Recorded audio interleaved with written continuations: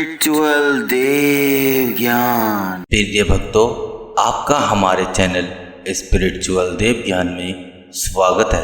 आज श्रावण माह में 10वां दिन, जो श्रावण मास में शनिवार को किए जाने वाले कृत्यों का वर्णन है।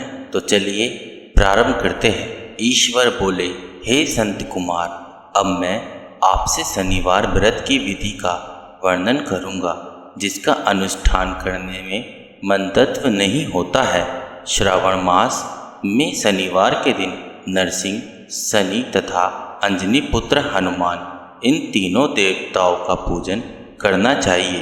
दीवार पर अथवा स्तंभ पर नरसिंह की सुंदर प्रतिमा बनाकर हल्दी युक्त चंदन से और नीले, लाल तथा पीले सुंदर पुष्पों से लक्ष्मी सहित जगतपति नरसिंह का भली भांति पूजन करके उन्हें खिचड़ी का नैवेद्य तथा कुंजर नामक साग का भोग अर्पण करना चाहिए। उसी को स्वयं भी खाना चाहिए और ब्राह्मणों को भी खिलाना चाहिए। तिल का तेल तथा घृत स्नान भगवान नरसिंह को प्रिय है। शनिवार के दिन तिल सभी कार्यों के लिए प्रशस्त है।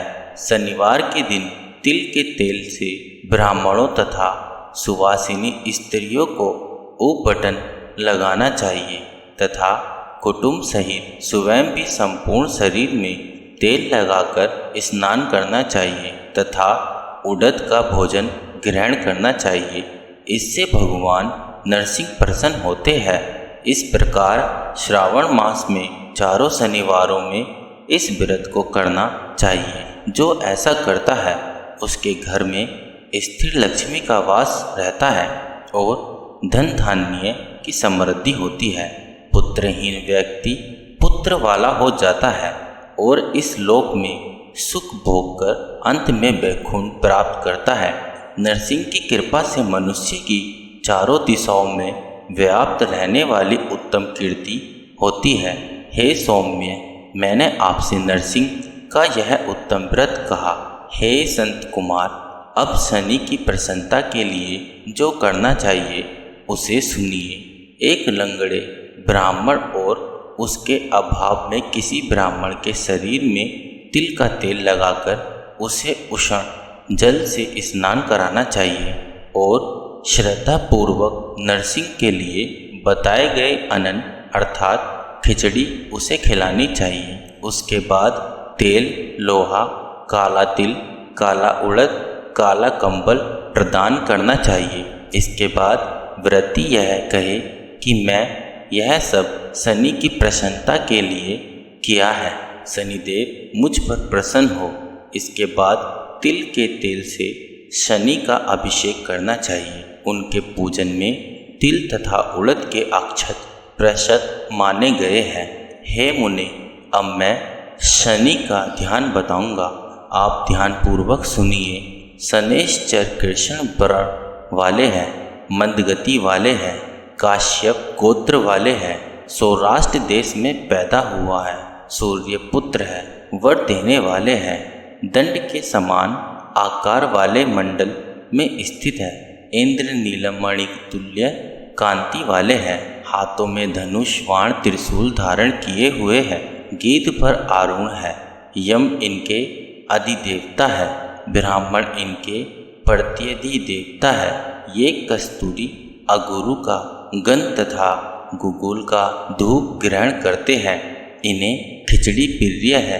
इस प्रकार ध्यान की विधि कही गई है।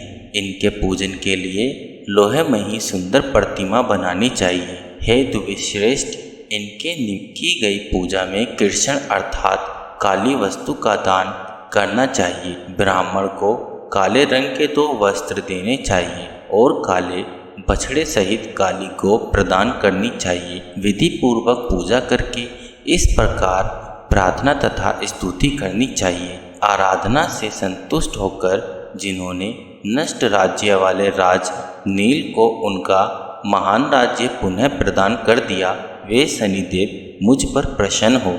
नील अंजन के समान वर्ण वाले मंद गति से चलने वाले और छाया देवी तथा सूर्य से उत्पन्न होने वाले उन शनिश्चर को मैं नमस्कार करता हूँ। मंडल के कोण में स्थित आपको नमस्कार है। पिंगल नाम वाले आप शनि को नमस्कार है।